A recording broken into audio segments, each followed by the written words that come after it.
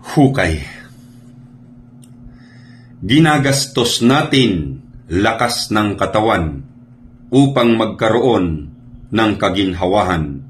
Maging ating oras sa kakalusugan, sinasakripisyo kapalit ng yaman.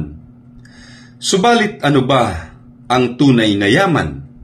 Ay matapos mo nang ang pera'y makamtan, inuubos mo lang lahat sa ospital upang ang iyong lakas ay mabawi naman.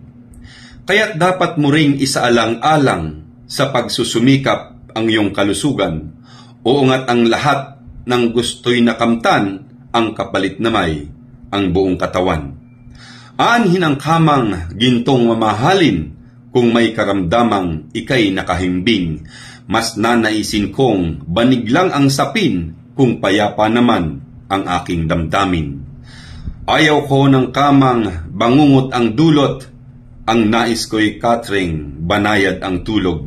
Ayaw ko ng pera kung ikakahulog sa sariling hukay o sariling puntod.